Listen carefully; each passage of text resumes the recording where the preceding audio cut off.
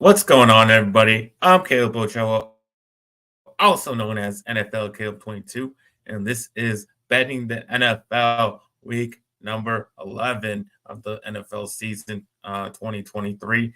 Glad to have you all here with us.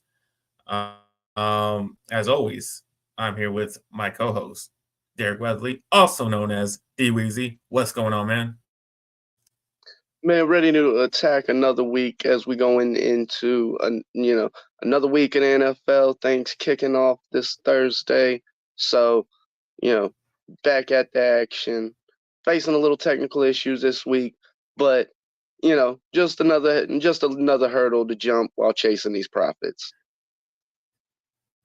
Technical issues are not going to stop us from making our bets and making you guys money because that's what we do here is put money in your pockets. We'll say what's up to Adelia and we'll say what's up to my dad. What's going on? Glad to have you here. But before we make our bets of the week, we have to recap what happened in week number 10.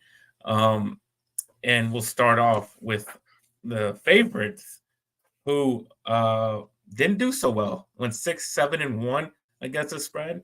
Overall, they still have the edge 73, 68, and 9. Home teams didn't do so well either. 6-7-1 as well against the spread.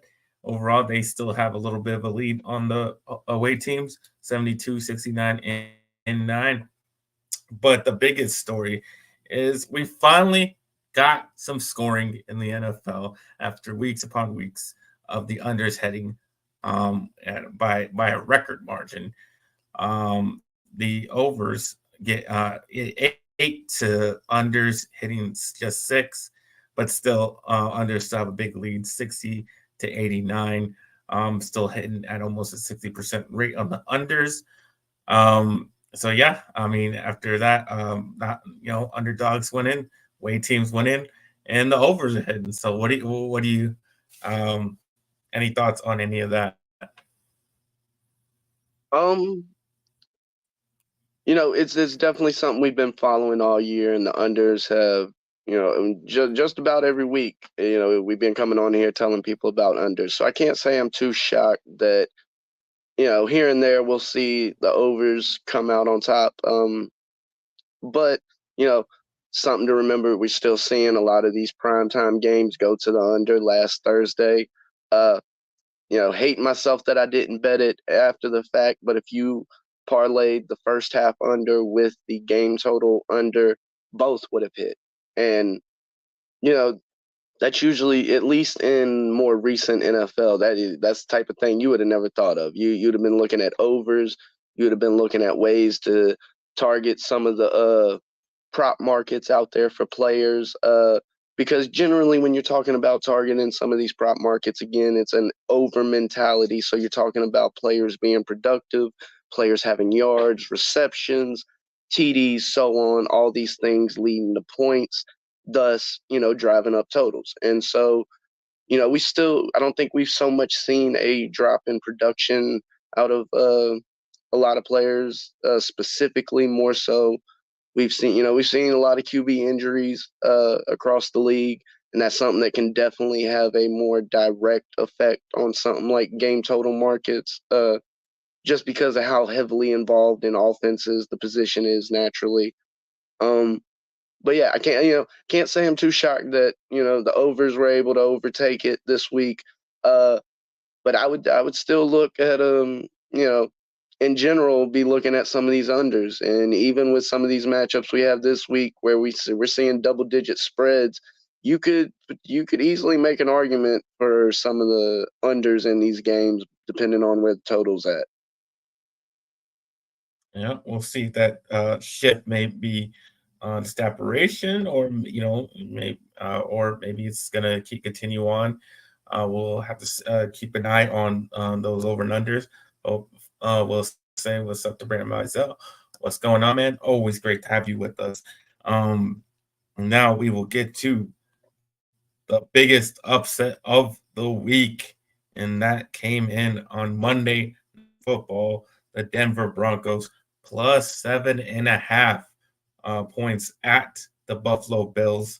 They win it 24-22.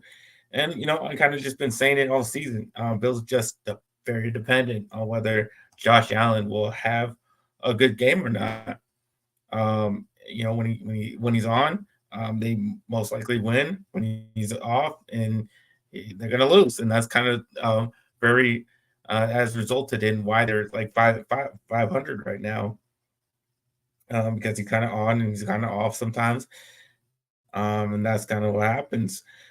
He threw just but he was off. He was off on Monday. Threw for 57%, 177 yards. Just one TD and two interceptions. Not a good day for him.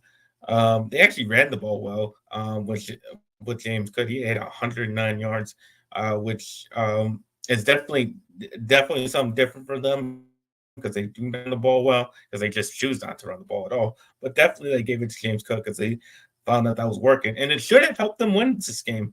But they kind of killed themselves with stupid mistakes, like having 12 men on the field when the kicker missed the game-winning field goal for the Broncos. That type of stuff is going to lose you games, and it definitely did here. Russell Wilson's been playing better this season. Nothing like he used to be, but definitely enough to get this big upset win. He pace in this game. He took care of the ball. He just did enough, and the Broncos may be a good bet going forward if he's going to continue to play like this, or if Vegas may undervalue them at some points this season. You just have to keep an eye. But with all that said, what do you think about this big upset of the Broncos? Yes, this was definitely a signature game as far as the way the Buffalo Bills season has been going. As you mentioned, this team has basically built itself in a manner that they've hitched their wagon to how, Josh Allen. When he goes good, they go good. When he goes bad, they go bad. Some of this having to do with, in the running game, he's still a main component of that. Part of the reason why possibly they've not really had a, quote unquote stable back, that singular person for a few years. People thought it might be Devin Singletary. That didn't work out. They drafted James Cook, who a lot of people thought that maybe he'd be that guy. That hasn't been the case, at least in the way they've utilized him so far throughout his career. So, to say nobody saw this upset coming for sure, but I think we're all a little less shocked. More so, I think we're all shocked in the manner that the Bills did lose this game, as you mentioned, being lined up for a game-winning field goal. Denver misses, but flag on the play. Too many men on the field. You can't even call that a rookie mistake. I mean, it's just it's just a dumb play, and dumb plays like that are how you end up losing games, how you end up potentially doing things like missing the playoffs. Even if this team gets into the playoffs, I would be looking to fade them as an early out because of just what we've seen so far throughout this season. Yeah, Yeah, I mean, my dad the Bills will make the playoffs. I think I saw in the odds that they were favored not to make the playoffs versus um, making the playoffs. I think they're actually plus points to make the playoffs. So definitely a big shift for them. Vegas doesn't seem to be too high on them. At least the book I saw. Yeah, definitely not. I don't think they're a great bet going forward. Um, but now move on to the bad beat of the week, and that came in. I hate to say it came with your Panthers at the Bears. The Bears were minus 3.5, but they win it just 16-13. And this wasn't just a bad beat for those who bet the Bears, and they were laying the points, and they obviously the hook always gets you. The hook gets you sometimes, whether you're yeah, if you're on the wrong side of the bets, of that hook, then it's just tough to swallow that. But it wasn't just a bad beat for those bettors. this is a bad beat for football fans. This Thursday night game was not a good game to watch. It was pretty sloppily played. But other than that, I think the punt return really set the Bears betters back a bit because the Bears would have to be chasing pretty much the whole game, kicking field goal after field goal after field goal. But ultimately, and if they had just got one of those touchdowns that they had the opportunity to score, they could have easily covered. They failed to do so, and basically, unfortunately, the only touchdown they did score was the one that got them the win, but not the cover, which led to the bad beat of the week. Well, what do you think about Joe Panthers and the Bears on Thursday night? Another primetime game.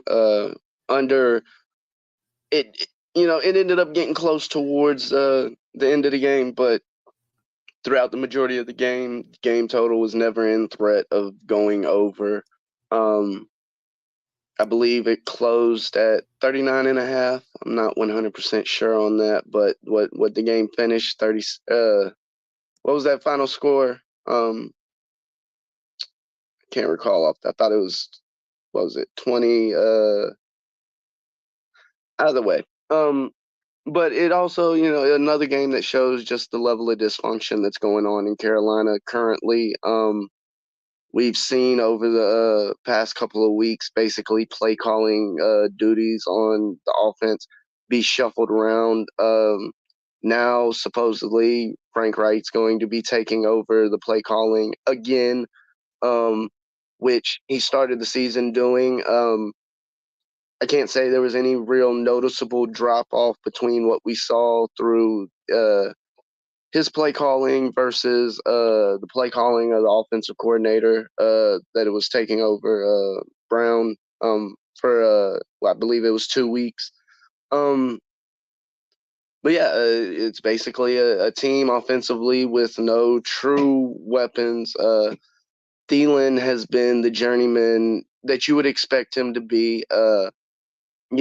Sure-handed, able to create some separation, use his knowledge of his experience in the NFL to be able to, make grabs, make catches, but he's not that, true number one wide receiver threat that you need on the offense to help keep a defense genuine.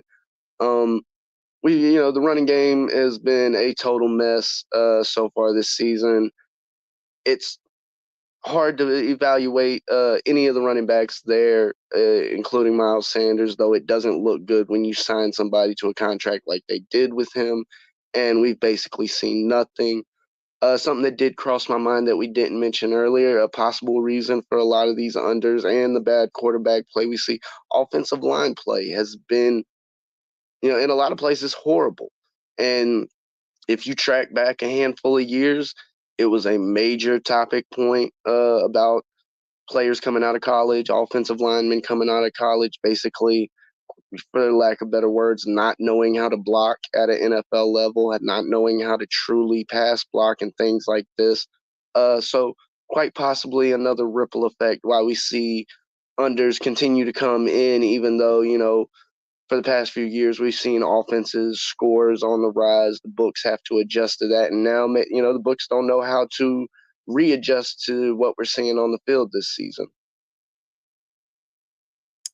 We'll say what's up to Jose. Thank What's you going for on? joining us. Having you here.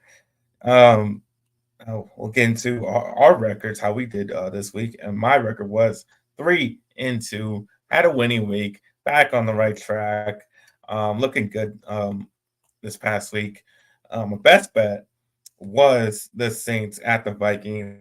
I had the Vikings plus 2.5. And of course, I was going to roll with Josh Dobbs. Um, and it paid off brilliantly for me. Vikings were dominating for most of the game. Um, he's doing all this with a lot of injuries on their offense. But I think the most sure bet is Jameis Winston throwing a game-losing interception, and that's exactly what happened in this game. And that's something you can put money in the bank for. But yeah, definitely happy about this result. I'm, I was really confident that pick. Seeing how Josh Dobbs just came in, coming in real quick, and was able to get the offense really quick and able to score a lot of points here. But what do you think about Vikings Saints? I mean, I think if you were watching this game, you never felt you were never worried about the play if you were holding the ticket for the Vikings plus 2.5. You felt like they were going. Throughout the majority of this game, they played confident. They seemed to play smart. The offense was able to move the ball. Um, they didn't seem to really struggle getting the ball into the end zone. Moving the ball downfield, all the things that you would expect to not happen with a quarterback that hasn't even been in town 2 weeks. I mean, it sounds like a bad joke, but he literally didn't know the players' names the first time around to get the W. You actually gave this man, a few days, some time to learn the playbook, actually say hi to people. And, I said it last week, they were going up against a bad team. There was no reason the Vikings should have been an underdog in this game. Um, and so, yeah, getting a plus number with a team like that, with the way they're rolling, and if I'm not mistaken, we could expect Justin Jefferson to be back. And given the way that we've seen Joshua Dobbs play, that's kind of a scary thought. I mean, Yeah. if you're a Vikings fan, you literally went from thinking you're dead in the water. Okay, they picked up Josh Dobbs. Why? You were probably asking yourself why. We were on here talking about it a little bit. There was a lot of questions about what the hell's going on in Minnesota with these moves at the deadline. And I think you got to be feeling pretty good about the situation you might be in as a Minnesota fan or a Vikings backer. Uh, Unless you're going up against one of the top better teams in the NFL right now, I think the Vikings one-on-one can probably outplay most of the teams out there if Joshua Dobbs continues to play like what we've seen. Yeah. All right. How did you do this week, and what was your best bet? Um, went 2-2-1. The perpetual break even. Detroit being the push, only Yeah. winning by 3, getting the push there. That little benefit sometimes of not having the hook. But I was on that Vikings play. But the thing one I had to feel confident about was, that Colts game, even though it was a horrible, ugly game. Another. I'm not sure if they're counting the international games in these primetime games. I mean, I would because I'd count it as a standalone game. But if I'm not mistaken, the under has been a trend that's continued this season with the international I games. think it's prime time over there, at least. I think But that's what I'm saying. where It's an they're actually interesting located question is prime for time. yeah, it's an interesting question for They're so sure. far ahead. But either way, I expected it to be an ugly game. I expected it to be a low scoring game. You're talking about a low spread, what was it, -1.5. Um, I think I said it last week. You're basically taking the winner. Who's going to win that game? And even in that ugly game, I wasn't able to catch a lot of it, being at 9 a.m. start time, whatever start time, Germany time.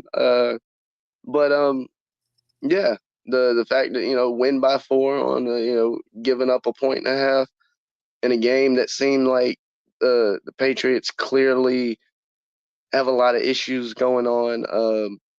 You know, McCorkle Jones was out there doing McCorkle like things. They brought in Billy Zappi, fake snap, interception thrown into triple coverage. I mean, Yeah. I felt comfortable going up against what I was seeing take place on the field. So yeah, that probably had to be my best bet going with the Colts last week. All right. We talked about the good, so we got to talk about the bad. And my worst pick was the tech. I had the Bengals -5.5 versus the Houston Texans. I really thought the Bengals were on a roll. I think they were really hot. Joe Burrow was playing great and was going to continue to play great. probably throughout the rest of the season. But CJ Stroud, he was playing great too. He was playing really well. He was really hot. And one of these things was going to end. One of them was going to crash, and just happened to be the Bengals and Joe Burrow. And CJ Stroud continues on his great path on his rookie season. And that's just, yeah, it's kind of like it just kind of flip the coin there and see what turned up, and didn't turn up my way. But the Bengals still could have covered the spread if Tyler Bird just would have caught that touchdown um, to win the game. But just Mr. Butterfingers couldn't hold it onto it, and then the Bengals lose, and I get put a another loss in the loss category. So that's hard, but that would probably be my worst pick, and especially it's my worst pick because I've been rolling with the Texans for the last couple of weeks, and I just couldn't, and I turned my back on them, and it definitely bit me in the ass. Yep. I was right there with you, riding on the same play with the Bengals, and been right there with you on this CJ Stroud train in Houston Texans. They've been out there proving the likes of you and me wrong, and plus a lot of other people. Definitely didn't see them winning this game outright, and we paid the price for it. That's for sure. Shows you just how razor thin, razor's edge you can be on sometimes with some of these games, where it came down to basically that last play, and talking about being inches away from a victory, uh and unfortunately getting, defeat was able to snatch it away from us. But also, those are the types of play, I don't take too hard. It's one that you wish you had. It would have definitely given me a positive week on my record. Um, but at the same time, you talk about handicapping a game, being that close to, more or less an accurate handicap. Uh, the reason why it burns so much is you were that close to the victory. So I'll definitely take those versus you giving up a few points and you get blown out by 45. All right. That will wrap up our week number 10. But before we get into our week 11 bets, we like to help you guys out. If you guys can help us out by subscribing to the channel, by hitting the like button. And if you really want to help us out, you can join our Patreon. The link for that is in the description down below. Also, would help us out if you just, if we can help you out by we can answer any of your questions, any questions you have about gambling. If you leave it down in the comment section, we love to answer it for you. So do all that. Definitely help us out. But now we will get to our week 11 bets, our 5 best bets of the week. And I'm going to start off with my hometown of the Las Vegas Raiders plus 13.5 at the Miami Dolphins. Raiders 2-0 since Antonio Pierce took over for them as head coach. And, I get that they, only beat the crappy New York teams. But, I still think they're kind of in that honeymoon phase of, playing really hard for their new coach. Happy that they got rid of the last one. So I still think they're still kind of riding that high. Dolphins coming off of a loss to the Chiefs. They didn't have a great offense in that. They only scored 14 points. I feel the Raiders, have been playing better defense lately, and especially in the last couple of weeks. And two out of the three of the Dolphins' last few games there, they failed to score 20 points. So I don't think the Raiders will win, but I mean, it's 13.5 points. That's a lot of freaking points to cover this. So I definitely think the Raiders have enough fight in them to cover this spread. And Raiders, like I said, been playing better recently, especially against spread. 4-2 against spread in the last 6 games. So I like the Raiders to cover a huge spread. Yeah, I definitely looked at this game, and a monster spread like this, it definitely catches your eye because you don't see spreads like this in the NFL that often. And in a lot of ways, yes, it's definitely, you can easily make the argument. It's principal play. You're getting nearly 13 and a half points. I will say this, I will be running to use this in teasers left and right if possible, because you're talking about getting nearly 20 points in an NFL game. Yes, please give me that all day long. I don't care how many odds I gotta send the other way. But a spread this big, you know, as you said, Miami Dolphins seem to sputter the past few weeks. Could this be a situation of a get right game? Yes, they could easily go out and put up, 35 points in this game, but that's the prime situation for some manner of backdoor cover. You know, Vegas doesn't have to go out there and score a lot, especially while the game's still competitive. If we do see this turn into a blowout, um, but you could easily see Vegas probably pick up 10 to 13 points through field goals and maybe a late touchdown in garbage time situations, some sort of blowout scenario. So there's definitely a lot of different ways that with a big spread like this, uh, back in the Raiders, it could easily cash for you, depending on how the game plays out. And it's not the first time that we've seen an interim head coach come in and be able to shake up the locker room, be able to, put that spark in players. Uh, you're not necessarily, players may not necessarily do things that you didn't expect them to do, but when you get that energy and that camaraderie and just that little extra oomph sometimes in these 50-50 games or 50-50 situations within the game, it goes, that team's way. Last year, I saw it happen with, my Panthers. After firing Matt Rule, they appointed Steve Wilkes as the interim head coach. You know, 500 on the rest of the season doesn't sound like much, but you look at the Panthers this season. Clearly, he was not working with a lot. Yes, the roster isn't the exact same, but to say that you went out there and got 4 or 5 wins, over the course of the rest of the season, we could be easily saying the same things about Antonio Pierce come the end of this season. He may not go out there and win every game, might not win most of them, but it's not unheard of to say that he might be able to help inspire his players into pulling off, one or two upsets or being in games that they shouldn't have been in. So yeah, I think you could easily back uh, the Raiders getting all these points in this game. Now, moving into my first one, they burned us last week. I'm going with the Houston Texans. Yes, we'll be seeing Kyler Murray coming back. Don't know why. I mean, I'm not trying to be funny about that. I mean, not to speculate, but this seems like the type of situation where the only, I'd hate to say logical reason, but it only seems like he's coming back to try and save his job, i.e., win games so they can't draft the number one draft pick. Because clearly the Houston Texans aren't going to help him out get with that draft pick as far as that being a contender for number one pick. Granted, it might still end up being a top 10 pick.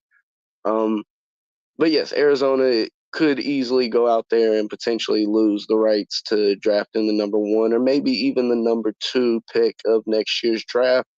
So I do find that interesting, but I think in a lot of ways we can point to Deshaun Watson and his return to the NFL as a potential, not necessarily blueprint, but some manner of guide to as far as expectations. I do expect there to be some level of rust on Kyler Murray. Um, that's the nature of the game. You haven't been playing with these players for an extended amount of time. Muscle memory fades a little bit. Not, of course, it's not going to go away completely, but in the NFL, you got to be able to, react in those split seconds. We talk about, seconds and inches being the difference why a play didn't work and why a team lost versus winning. So, you lose that. CJ Stroud coming in hot, playing well, potential MVP like season. I think unfortunately, even if he continues on the way he's going, I think it might end up being more politicking by the writers and the people voting on the award versus um, how his season and stats stand out. But riding with Houston -5 as they take on the Arizona Cardinals in the return of Kyler Murray. I'm right there with you. I'm not going to get burned again like we did last week. We take the Texans -5. You know, just keep. Just think CJ Stroud's just going to keep playing great. Obviously, like I said, I was betting him a couple weeks before. I can't turn my back. Not going to do that again. I'm gonna put my money on him this week. I shouldn't have diverted. But I'm just definitely gonna get back on that track. Texans coming off that great win against the Bengals, going against Kyler Murray, like you said. He's just on his second week back from the injury. Yeah, he had a pretty nice win, but I think the Texans can definitely get him. Especially even cover that 5 points. I think they just need this game more. There's definitely still in that playoff race, even the divisional race they're still in. So they just need it more. And I just overall think they're just a better team right now. They're playing better than the Cardinals have been, and they just have way more just have a little more talent than the Cardinals do. So I like them to cover that spread. So Texans 5-2 against the spread last 7 games, so they're looking pretty damn good. Going against the spread, so definitely like them here. But yeah, that you're for your second pick, I guess. Yeah, and also it might sound crazy given the Texans record, but you can make the argument they're one of the hottest teams in the NFL right now, given the way they've been playing against. But going into my next pick, I'm gonna be taking the Tennessee Titans +6.5 as they take on the Jaguars. I think this ends up being more a letdown situation by the Jaguars.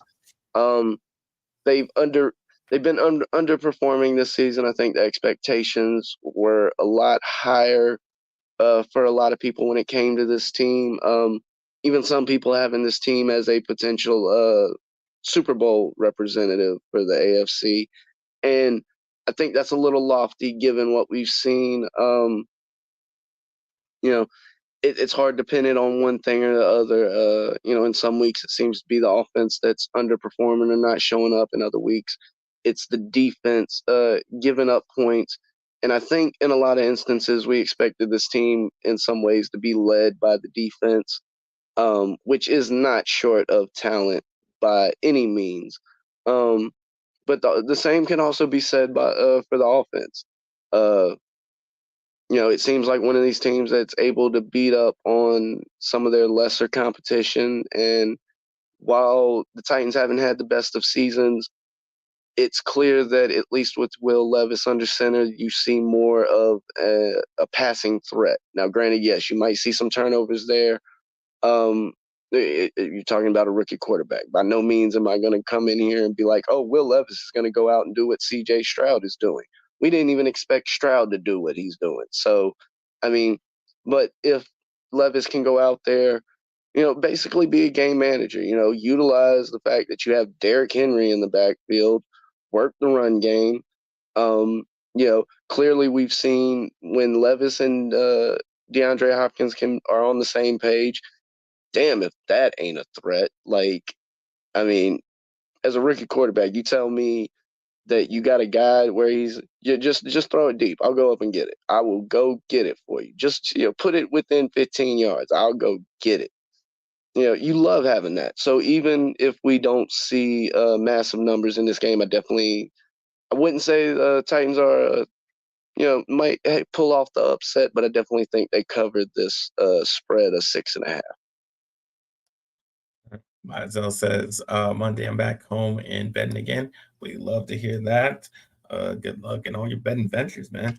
But I am right there with you again with the Titans +7 at the Jaguars. And just so everybody knows, we don't know what each other's picking. I have no idea what DWeezy's picking. He has no idea what I'm picking. I swear But this has to be the sometimes theme of this season. Literally, every other week we have at least one or two, if not more. And like my man said, yeah, we're not sharing each other's picks beforehand. Not anything intentional. It's just as a handicapper, you make your own handicap. You sort of make up your mind on a game or whatever games you think might be the best game, and then you come together and be like, okay, this is what I got. Like, y'all watching this is more just a bit of the process. This is me and him sitting down. Hey, these are the plays I got. These are the plays I got. And I'll be damned if the theme this season ain't we got the same picks. yeah. Well, I mean, I think it's been a pretty tough season to pick, and we kind of just when something's kind of staring right at you, you kind of lean towards those picks, and I guess that's what's been happening, because a lot of the spreads have just been like not good, and it's been hard to bet this season, at least for me. You kind of just pick the ones at least that stand out to you, and we've just kind of seen it the same way a lot of this season. But yeah, I mean, I kind of, with all the things you said about this game, I've seen some good things from Will Levis and how he's played. Think he can definitely build on that going up against Jacksonville. And Jaguars, they're coming off a horrible loss to the San Francisco 49ers, complete beatdown that they took there. And Trevor Lawrence, like you said, has been pretty disappointing this season. Not right in the high of last year, definitely coming back to earth. He's turned the ball over a lot. He turned it over 3 times against the Niners. And, he hasn't been playing that great even the last couple of weeks. I think 7 points in a divisional game, we always talk about these divisional games, big spreads, usually goes towards the underdog in these cases, just because divisional games are tough. And if there's a big spread, I mean, the likelihood that the underdog is going to cover is pretty good. So I definitely like the Titans getting the 7 points as well. All right. Moving into my next pick. Now, I'm not a fan of double-digit spreads, especially when we see them in the NFL. But I can't even say it pains me as a Panthers fan to say this. I'm gonna be back in the Dallas Cowboys minus the 10.5. I mean, like I said, this is more about the dysfunction of what we're seeing in Carolina. While the defense at times early in the season was able to hold their own, I think we've seen injury take a major effect there. And offensively, in this game, the offensive line is likely to look like Swiss cheese. That being said, Bryce Young is going to, I would expect to see some of the same struggles that we've seen this season. A young quarterback under constant pressure, having to make quick decisions and get rid of the ball early. And things like that do not allow for your routes to develop, do not allow for you to attack more downfield. And I think we see, that occur and see some of that snowball effect where the offense isn't able to push the ball downfield even when they are having successful plays. We haven't really seen a drop off from the Cowboys offense. And that's possibly something, but people can always come back and watch these lives as they're up on the page as well. So we might come together about something about that. But yeah, to get back to Yeah. my Well, point. Brett, well, I'm just gonna. Well, hold on. I just want to answer. Well, yes. Do you guys post your bets somewhere like on the community tab or something after the live? I used to. I used to do articles. The past 2 seasons, I wrote articles for our website. You can go. They're still up there if you want to go read old articles of mine. But I used to post those every single week, and you had all my bets in there. Unfortunately, this season I am not. I just don't have time. I don't have the free time I used to. So I am not able to write those articles and post all my picks on there. So he used to do that, but that is why if you can, I mean, if you don't, if you want to see our bets, we go. That's why I review them at the end of the episode. We go through each bet. If you missed a couple bets or something like that, you kind of can just scroll to the end of this and hear all of our bets at the end of when we recap it. But yeah, so with the matchup with the Panthers and the Cowboys, I thoroughly expect this is, I would not be shocked if the Panthers are kept out of the end zone as they've shown, that to be their major affliction this season. I mean, when your special teams is putting up as many touchdowns as your offense in games, it's not pretty. So Dallas coming in minus.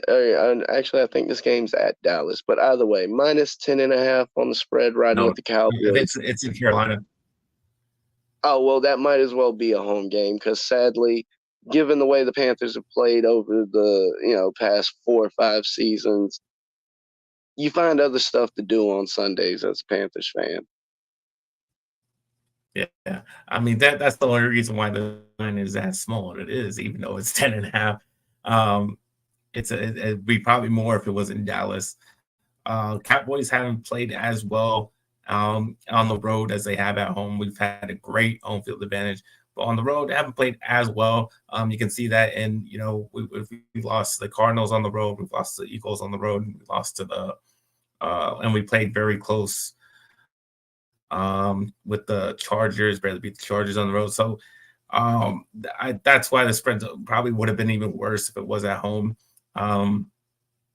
That's why I don't want to pick this game, just because of worry about how we've been playing on the road. That's why I didn't want to take it. Obviously, I feel confident that we can. I just don't want it. I just don't want what we saw against the Cardinals to happen again, and then we get burned on this bet.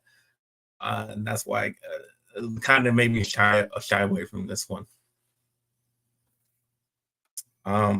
But I'll get to my next pick, and that is the Vikings plus 2.5 at the Denver Broncos.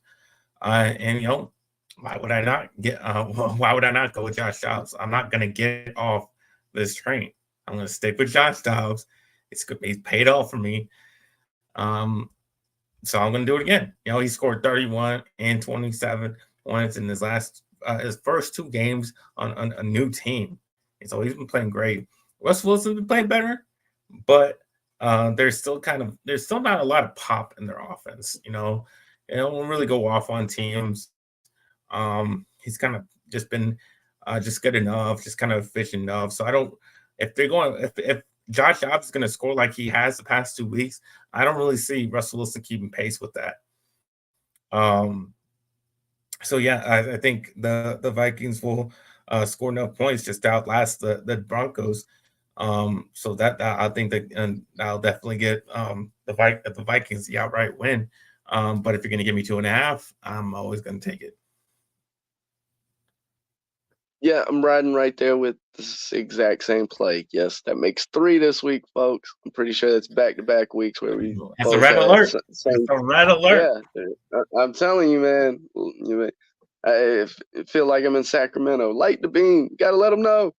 But yeah, it's hard not to ride with the hot hand when you're betting on games, and Joshua Dobbs and the Minnesota Vikings have that hot hand. I think the sole and only reason we're even seeing Denver with a minus number next to their name is because of that win against Buffalo. I do not think they repeat what occurred because, as we discussed in the beginning, they weren't even supposed to win that game. They wouldn't have won that game, and in a matchup where they only put up 22 points in that game and came away with a victory. Or I believe that was the number. Either way, they had 24. Buffalo finished with 22. Yeah, 22. but either way, like I said, it was more luck and happenstance that they got that second field goal opportunity. If it wasn't for that victory, we wouldn't even be talking about them as the favorite in this game. Vikings were plus 2.5 last week. We saw what happened. Plus 2.5 this week. Go ahead and give me the Vikings again. Only thing I want to know is, can I cash it now, or are they going to make me wait till after the game? All right. For my last bet of the week, I have the Chiefs minus 2.5 at home versus the Philadelphia Eagles. And I just love Andy Reid coming off a bye. He's been great his whole career coming off a bye. He is 27-4 off a bye week. And obviously, one of the biggest games.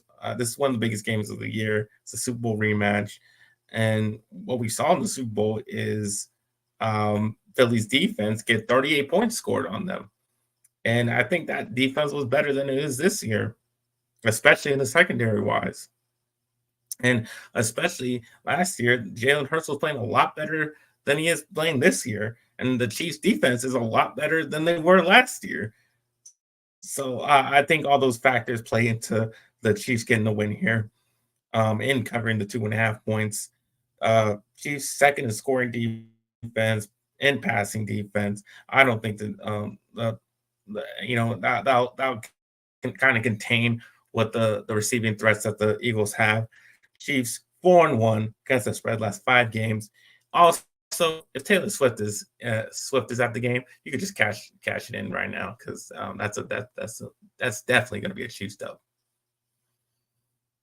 Yes, man. This makes 4 because I'm right there with you. Like as you mentioned, Oh Reed my coming off a goodness! bye, that's easy money. I mean, there's few trends and stats in the sports gambling world as lopsided as Andy Reid's record coming off a bye. And when you're facing a number like that, I mean, think about that, folks. We're talking for this statistic to exist, you're talking about nearly a quarter century worth of football. They only get one bye a season.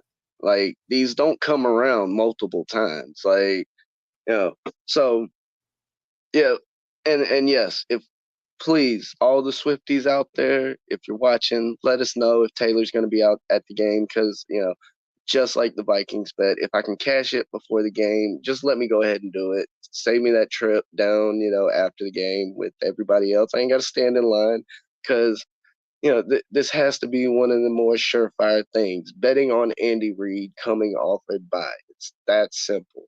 Uh, I mean, pick a year. It doesn't matter which year. You're probably talking about this is probably a trend, if I'm not mistaken, goes all the way back to his time with Philly. Uh, and that wasn't Yeah, anything recent, folks. He spent what, yeah. nearly a And decade or the more. the buys, and those bye weeks count. The Super Bowl bye week as well. That factors into the record. And obviously he's won 2 Super Bowls coming off a bye, so that all plays into that record. Yeah. So yeah, give me the Andy Reid led team coming off a bye. Everybody go buy cheeseburgers. Oh, yeah. All right. You got any more bets? No, that was like I said, that was my last one. We're riding with 4 of the same plays this week. How that happened, I have All right. no freaking idea. I'm kind of worried. Just we, we, we think we got 2 surefire ones with Reed and Dobbs. It's them other 3, it's them other 2, and then that standalone game. I might have to worry about. C.J. Stroud, do me right. C.J. Stroud, do me right. All right. Just to recap, we have the Titans. Well, I have the Titans +7 at the Jaguars. I have the Vikings +2.5 at the Broncos. I have the Chiefs -2.5 at home versus Philly. I have the Raiders +13.5 on the road in Miami against the Dolphins. I have the Houston Texans at home -5 versus the Arizona Cardinals. And yes, like we've said, I'm riding with 4 of those same picks as I'm on Tennessee in their game. I believe I was able to get the number at minus 6.5. So hopefully that doesn't end up being, coming into a play this weekend. As well as running with Joshua Dobbs and the Vikings, getting 2.5 points there. Rolling with the Texans as they roll into this game as a favorite, probably like the Vikings should be, but that's another argument. Back in CJ Stroud, -5 there. Going with the Chiefs -2 or with 2.5 there, and taking on a big spread. A little worried, but my Panthers will play just awful enough to make it cash. So Cowboys -10.5. Right, that is our best bets of week number 11. Hopefully, you guys win your bets. But thank you guys all for watching. But you can tell them where they can find you, DWeezy. Yes, Backyard Action Media here on YouTube and on Twitter X at the Yard Bets.